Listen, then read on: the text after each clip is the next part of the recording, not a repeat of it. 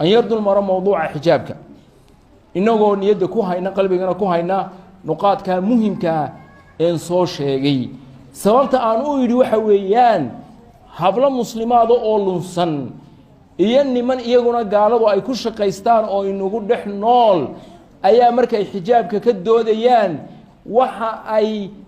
dacniyaan qawaacida aan soo sheegay oran maayaan xijaabku inta iska qaado maaha maanta waxaan ku noolahay waqti dood walba la falsafadeeyay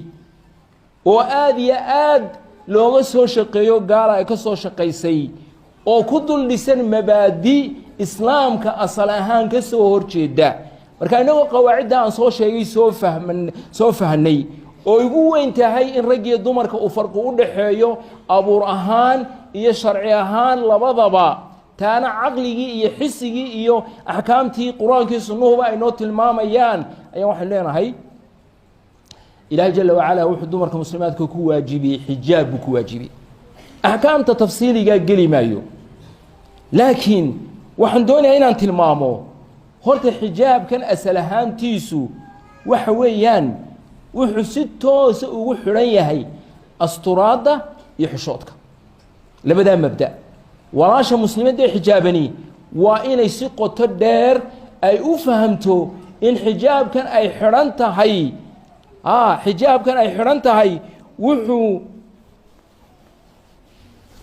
wuxuu si toosa ugu xiran yahay laba qaacido oo inantii xijaabneed waa inay xishooto soo garanmaysin iyo inay ogaato in xijaabkan uu yahay asturaad uu yahay wuxuu ka asturayaa ragga ay quluubtoodu bugto fayatmaca alladii fii qalbihi marad hadday u fiirso ilaahay subxaanahu wa tacaala ayaa inoo sheegaya ragga qaarkood iimaanku ku yar yahay ama iimaan beelayba in quluubtooda u cudur ku jiro maanta ayaanoo dhinaca suuqa socda ayaa saasaan maro nin dhalinyara wuxuu taagan yahay meel dukaanu hor taagan yahay inan danteeda iska wadataa ayaan arkay isagoo salaamaya aniguna wixii ilaahay iga qadaree xumaan aan arko walilaahi alxamdu kama aamuso waan iska idhaahdaa kelmadayda markaan arkay inuu inantu iska socda hata isna meeshuu taagan yahay saa inantii buu doonayaa inuu la hadlo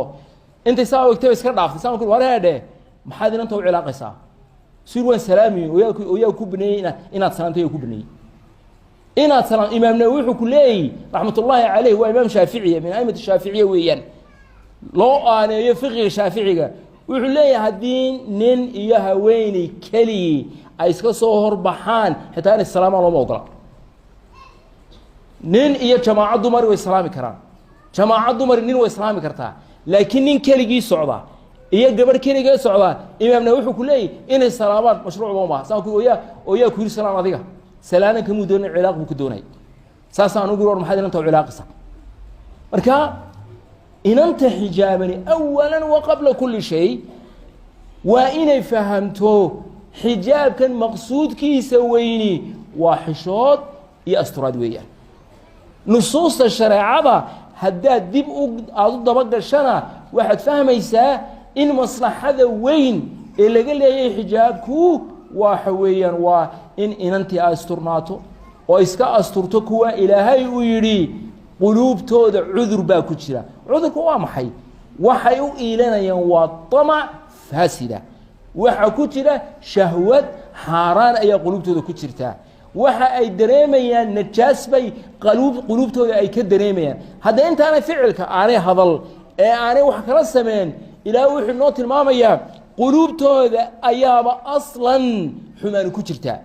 walaasha muslimadda ee xijaabani waa inay dareensanaato in ilaahay subxaanahu wa tacaala xijaabkan u siiyey inay asturnaato walaa takhdacna bilqowli hadda u fiirso inan xijaaban oo haddana ragga markay hor taagantay iska qaylinaysa oo waxay doonto ku hadlaysaa inna lilaahi wa inna ilayhi raajicuun waxaasi maaha dhaqankii dumarka muslimaadka maaha adoo xijaaban waa inuu hadalkaagu horta awalan yani hadalkaaga ayayna ka muuqan shahwad iyo طamac faasid inuu ka muuqan iyo cilaaqiyana ka muuqan maada yafidika alxijaab xijaabku wuxuu kuu faa'iideynayaa yani waa maxay إن أنت الحجابا إيه هدنا هذا الكيجي طمع قلينيسا كل فاقسة ما قرانيسا إن شهوة دون كل فاقسة مالك كل نجحيسا ما قرانيسا إن علاق يكفتن حارانا والله بارا إلهي باكوله كتابك القرآن كأ مركا حجابك أدحرنتي أيتها الأخت المسلمة إلهي دي آخرة هاكم شرفه عبتني عبت مسلمين تلاقي هاسترو دمركم مسلمين تلاقي ها حفظه وحوين حجابك هو انتهي إذ كد انتهي وإن كل جحد اللبضاء الرمود أستراد يحشود كلمة دي شيخه جزاه الله خير وإنه قصه الله